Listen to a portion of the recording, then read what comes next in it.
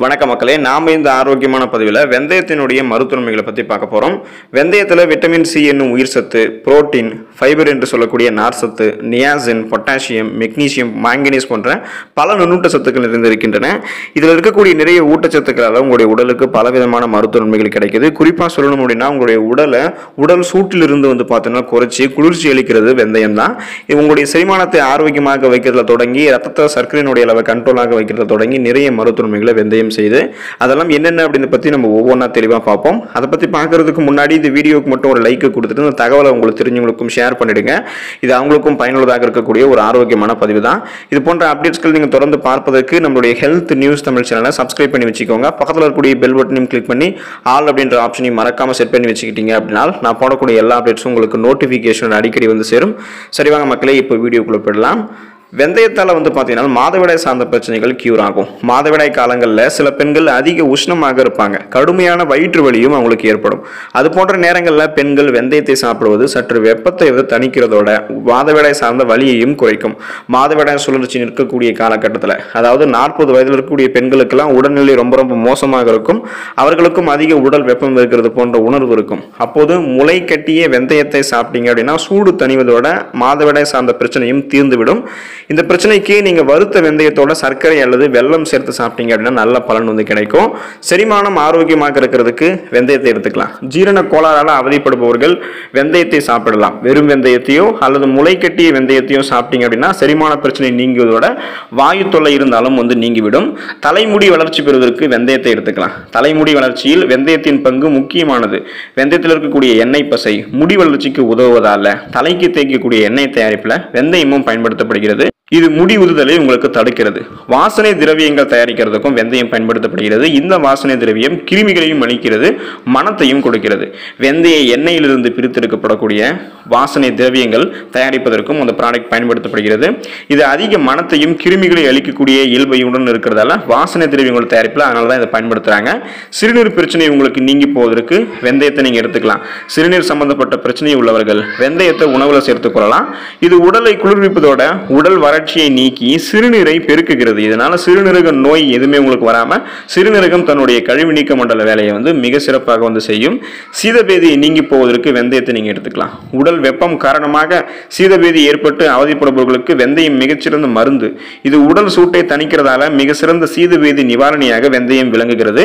வெந்தயத்தை அப்படியோ அல்லது வறுத்து நீர் மற்றும் தேன் கலந்து நீங்க நல்லா பிசைஞ்சு சாப்பிடலாம். வெந்தயத்தை வறுத்து வெல்லம் சேர்த்து இரண்டையும் நன்கு இடிச்சு சாப்பிட்டாலும் சீதபேதி உங்களுக்கு குணமாகும். அல்லது வெந்தயத்தை நீங்க மோர்ல ஊற வச்சும் குடிக்கலாம். மோர்ல ஊற வச்ச வெந்தயம் சீதபேதியை உங்களுக்கு கியூர் பண்றதில் ஆரம்பிச்சு வாயு மற்றும் வயிற்று பிரச்சனைகளையுமே போக்கும். பேன் மற்றும் பொடுகு தொல்லை நீங்கி போவதற்கு வெந்தயத்தை பயன்படுத்தலாம். தேங்காய் எண்ணெயில் வெந்தயம் மற்றும் கற்பூரத்தை போட்டு நீண்ட நேரம் ஊற வைக்கணும். இதை நீங்கள் குளிக்கும் போது தலையில் நல்லா தேய்ச்சிட்டு அலசும் போது பேன் பொடுகு உங்களுக்கு நீங்கும். இதில் நீங்கள் தேங்காய் எண்ணெய்க்கு பதிலாக பாலையும் பார்த்தீங்கன்னா பயன்படுத்தலாம். ரத்தத்தில் சர்க்கரையினுடைய அளவை நீங்கள் கண்ட்ரோலாக வைத்துக் கொள்வதற்கு வெந்தயத்தை எடுத்துக்கலாம். வெந்தயம் சீரற்ற உணவு பழக்கம் காரணமாக ரத்தத்தில் அதிகரித்த சர்க்கரையினுடைய அளவை கட்டுப்படுத்தி சர்க்கரை நோய் ஏற்படுவதை முன்னாடியே தடுக்கவும் செய்யுது. வெந்தயத்தில் இருக்கக்கூடிய நார் சத்து கார்போஹைட்ரேட் அளவை குறைச்சி ரத்தத்தில் சர்க்கரை அதிகரிக்கிறத தடுத்து நிறுத்துது.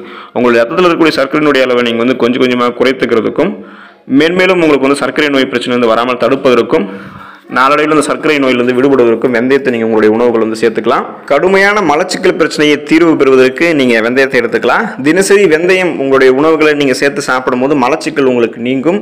வெந்தயம் சாப்பிடும்போது உணவை அது நல்லா செரிக்க வச்சிரும், வயிறை சுத்தமாக வைத்துக்கொள்ளும். இதனால் கடுமையான மலச்சிக்கல், சீரற்ற குடல் இயக்கம், செரிமானம் சார்ந்த பிரச்சனைகள்லாம் உங்களுக்கு குணப்படுத்தப்படும், வராமலும் தடுக்கப்படும். வயிறு மற்றும் தொண்டை புண் சார்ந்த பிரச்சனைகள் தீர்வதற்கு வெந்தயத்தை நீங்கள் எடுத்துக்கலாம். வயிறு மற்றும் தொண்டை பகுதியில் ஏற்படக்கூடிய புண்களை வெந்தயம் குணமாக்குது. மேலும் இது உடலை குளிர்ச்சியாக்கக்கூடிய இயல்பு கொண்டிருக்கிறதால உடலில் ஏற்படக்கூடிய கொப்புளங்களை வெந்தயம் குணப்படுத்துது. இது தவிர இருமல் மற்றும் தொண்டை கரகரப்பு உள்ளிட்ட பிரச்சனைகளையுமே வெந்தயம் உங்களுக்கு போக்கும்.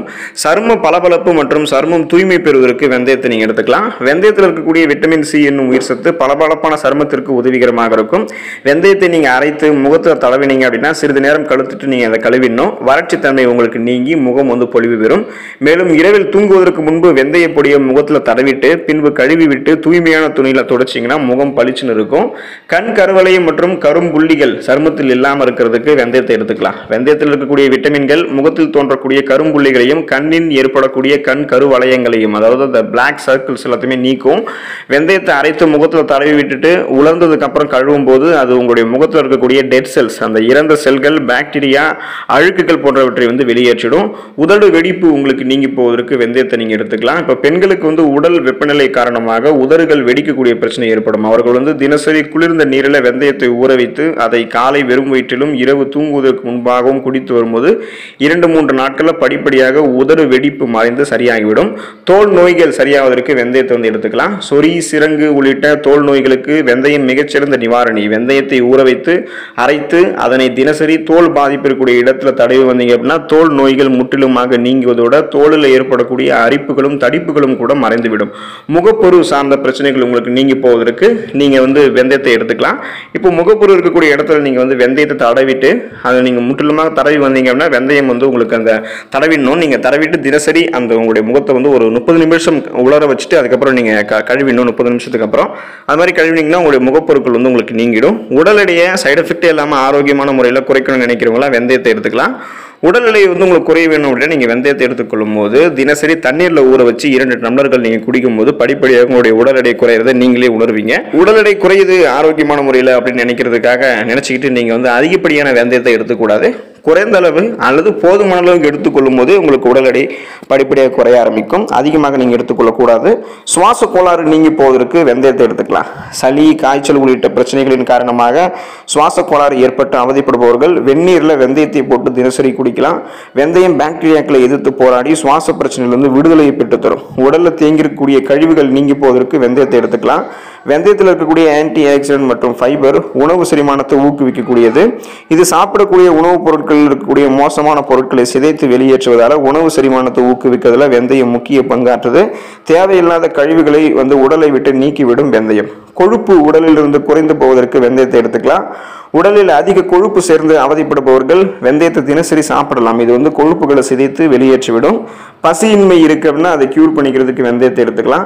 சிலருக்கெல்லாம் பசிக்கவே பசிக்காது, எப்போதுமே நன்றாக சாப்பிட்டு முடிச்ச ஒரு உணர்வு இருக்கும். இதுக்கு காரணம் தெரியாம சாப்பிட்றத சிலரெல்லாம் தவிர்த்துருவாங்க. உண்மையில நீங்க சாப்பிட்ட உணவு முழுவதுமாக செரிக்காம தாமதமானால்தான் பசியின்மை ஏற்படும். நீங்க வெந்தயத்தை எடுத்துக்கோங்க. இது உங்களுடைய உணவை உடைத்து செரிக்க வைக்கக்கூடிய இயல்பு கொண்டு இருக்கிறதால வயிற்றுல உணவு தங்காது. பசி நேரத்துக்கு உங்களுக்கு பசி எடுக்க ஆரம்பிக்கும். பசியின்மையால அவதிப்படுபவர்களா வெந்தயத்தை எடுத்துக்கும் போது உங்களுக்கு நீங்க நன்றாக இருக்கலாம். எலும்பு பலம் பெறுவதற்கு வெந்தயத்தை எடுத்துக்கலாம். உடலினுடைய எலும்புகளினுடைய உறுதித்தன்மை நச்சு பொருட்களால் பாதிக்கப்படும். உதாரணமாக அலுமினியம் எலும்பை வெகுவாக பாதிக்கும். வெந்தயத்தில் இருக்கக்கூடிய நச்சு நீக்கக்கூடிய தன்மை அலுமினியம் போன்ற எலும்பை பாதிக்கக்கூடிய பொருட்களை சிதைத்து வெளியேற்றி உடலுக்கு வலு சேர்க்கிறது. ஆரோக்கியமான இதயத்தை நீங்க பெறுவதற்கு வெந்தயத்தை எடுத்துக்கலாம். இதய நோய் ஏற்படாமல் இருக்க விரும்புபவர்கள் வெந்தயத்தை தவிர்க்கவே கூடாது. வெந்தய விதையோ வெந்தய கீரையோ எதுவாக இருந்தாலும் ரத்த அழுத்தத்தை சீராக வைக்கக்கூடிய அந்த இயல்பு கொண்டது இவையெல்லாம். இதனால நீங்க இதை எடுத்துக்கொள்ளும் போது பிபி உங்களுக்கு கண்ட்ரோலாக இருக்கிறதால இதயம் உங்களுக்கு நார்மலா பார்த்தீங்கன்னா இருக்க ஆரம்பிக்கும். இதனால மாரடைப்பு, பக்கவாதம் போன்ற இதயம் சார்ந்த பிரச்சனைகள் எதுவுமே இல்லாமல் நலமோட நீங்க இருக்கலாம். பெருங்குடல் புற்றுநோய் உங்களுக்கு குணப்படுத்தப்படுவதற்கு வராமல் தடுப்பதற்கெல்லாம் வெந்தயத்தை நீங்க எடுத்துக்கலாம். சாப்பிடும்போது குடல்ல சேரக்கூடிய கொழுப்புகள் மற்றும் தேவையற்ற ஸ்டார்ச் உள்ளிட்ட பொருட்களால பெருங்குடல்ல புற்றுநோய் ஏற்படக்கூடிய அபாயம் இருக்கு. இவங்கெல்லாம் வெந்தயத்தை தினசரி உட்கொள்வதால் தேவையற்ற கொழுப்புகள் அகற்றப்பட்டு பெருங்குடல் சீராக இயங்கும். புற்றுநோய் ஏற்படுவது இதன் மூலமாக நீங்க தடுத்துக் கொள்ளலாம். ஸோ இந்த அளவுக்கு நீங்க நிறைய மருத்துவ நன்மைகளை பெறணும் அப்படின்னா தொடர்ந்து வெந்தயத்தை உங்களுடைய உணவுகளில் சேர்த்துக் கொள்ள வேண்டியது அவசியம். நீங்க வெந்தயத்தையும் எடுத்துக்கலாம், வெந்தய கீரையும் எடுத்துக்கலாம், வறுத்து சாப்பிடலாம், மோர்ல கலந்து எடுத்துக்கலாம். எந்த மாதிரி முறைகளை வேணா வெந்தயத்தை நீங்க எடுத்துக்கலாம். உங்களுக்கு நிறைய ஆரோக்கியமான மருத்துவ நன்மைகள் பெறப்படும். உங்களுடைய உடல் எப்போதுமே குளிர்ச்சியாக புத்துணர்ச்சியாக நீங்க செயல்படுவீங்க. வெந்தயத்தை எடுத்துக்கோங்க. அதில் இருக்கக்கூடிய நிறைய ஆரோக்கியமான மருத்துவ நன்மைகளை பெற்று நலமோடு வாழலாம். அடுத்த ஆரோக்கியமான பதிவில் மறக்காம சந்திப்போம். நன்றி மக்களே.